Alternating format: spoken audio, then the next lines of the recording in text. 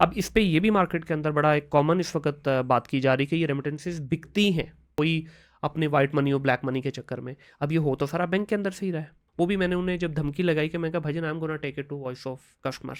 अभी जिस तरह एक पिछले को 5-10 साल से हर 2-3 महीने के बाद एक नया टॉपिक शुरू हो जाता है पेपाल को लेके। अब देखिए पेपाल कहता है कि 180 कंट्री में इस वक्त वो मौजूद है तकरीबन कमोवेश। वो कहता है कि भाई मेरे एक इंटरनेशनल स्टैंडर्ड्स हैं, लॉ हैं, आप इसको फुलफिल करें। अब स्टेट बैंक उसको क्यों नहीं इनकॉर्पोरेट कर पा रहा?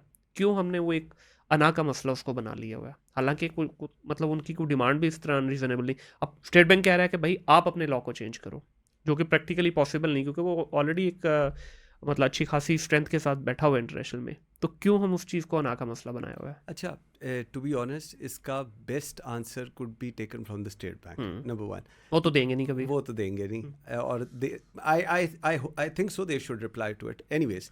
लेकिन हाँ, बहुत सारे इनिशिएटिव्स, पहले तो एक और चीज़ है, बट जितने भी इनिशिएटिव्स हैं पूरी दुनिया में जो बैंकिंग में लिए जा रहे हैं, तो जो फाइनेंशियल इंस्टीट्यूशंस ले रहे हैं, हाँ हमें करना चाहिए। फॉर इंस्टेंस मैं प्राइवेट बैंकिंग में हूँ। जी। प्राइवेट बैंकिंग के अंदर we make tailor made solutions for the queries. ये नहीं हो सकता that a customer comes to you. मैं आपको एक एग्जांपल देता हूँ, चले। अभी आपको याद है रेमिटेंसेस की बात हुई थी, तो पाकिस्तान में जितनी मल्टीनेशनल्स आई थी उनका जो प्रॉफिट था वो वापस नहीं जा रहा था। वेयर एज ये डिपेंड कर रहा है बैंक टू बैंक नाउ।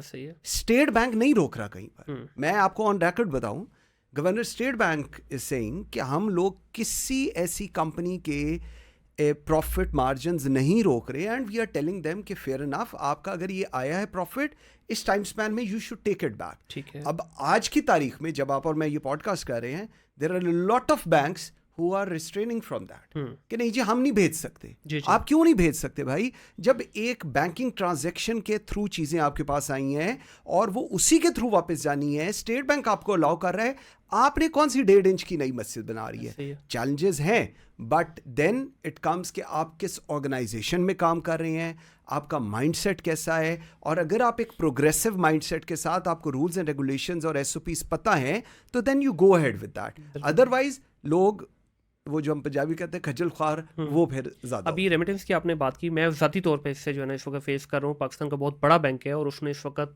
तकरीबन मैक्सिमम जो कॉर्पोरेट सेक्टर में अपने कस्टमर बेस बना लिए। मैंने उनको कुछ भेजी 18 के करीब रेमिटेंस। अब उसका मैंने कुछ तकरीबन 1.5 से 2 वीक फॉलोअप किया। उसके बाद फाइनल जो मुझे रेजोल्यूशन मिला वो भी 18 का नहीं मिला, मेरे को उसमें से 12 का आया है। वो भी मैंने उन्हें जब धमकी लगाई कि मैं कहा भाईजान I am gonna take it to voice of customer. ठीक है, अगर वहाँ पे जाकर फिर मैं क्वाली करूँगा आप लोगों की, फिर नहीं रोना। यकीन कीजिए अगले मेरे ख्याल 8 से 10 मिनट में उसका रिप्लाई आया कि सर मैं जो है ना इसको आपको कनेक्ट करवाता हूँ। 1 घंटे के अंदर अंदर उसने मुझे रेमिटेंस भेजी थी।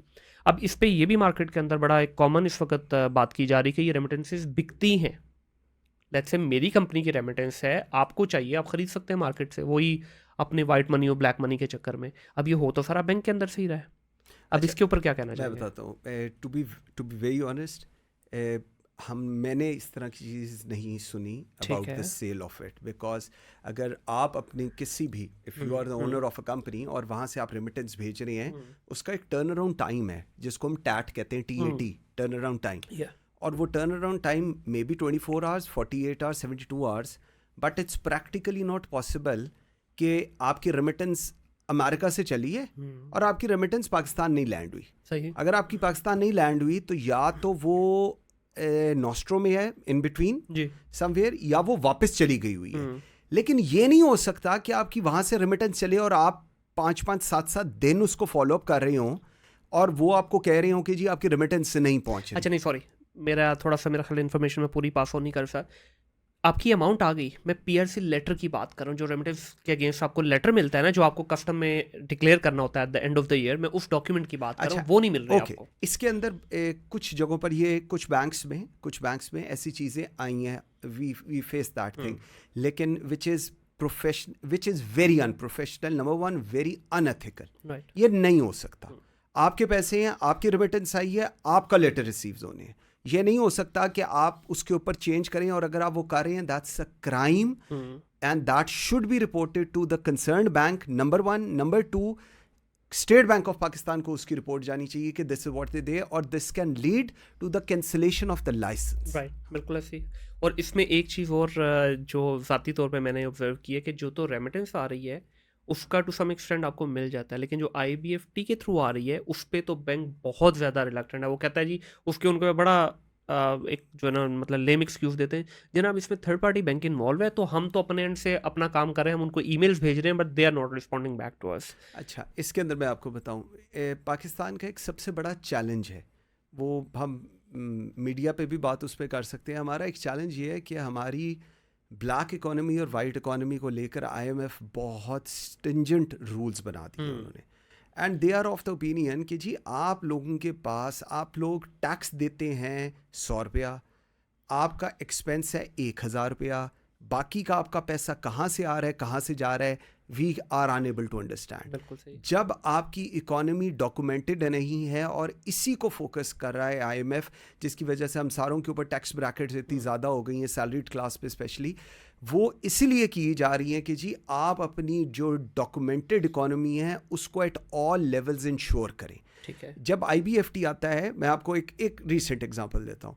IBFT में कुछ कस्टमर्स के IBFT है 2 लाख, 5 लाख, 10 लाख इस तरह करके, और पता चला कि जी जब उनको ट्रेस आउट किया गया from the compliance side which is a department in a bank, तो पता चला कि जी वो बिटकॉइंस का काम करते हैं। ठीक है। अब on the face of it वो एक शॉप है, वो एक बिजनेस कर रहे हैं जो लेजिटिमेट है, सब कुछ है, लेकिन जो इनकम आ रही है that is from the bitcoins which is illegal ban in Pakistan. Right. ये रियलिटी है।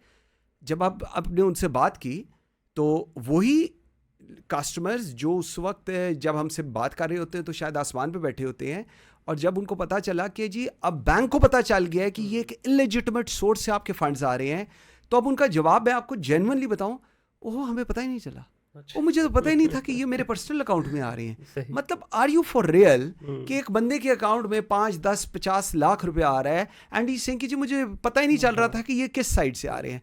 सो ये जो एक इलेजिटिमेट और लेजिटिमेट की वॉर इस वक्त चल रही है, it will take some time, but eventually अगर हमने पाकिस्तान को आगे लेकर चलना है तो that needs to be rationalize at all levels, which is only legitimacy. Exactly.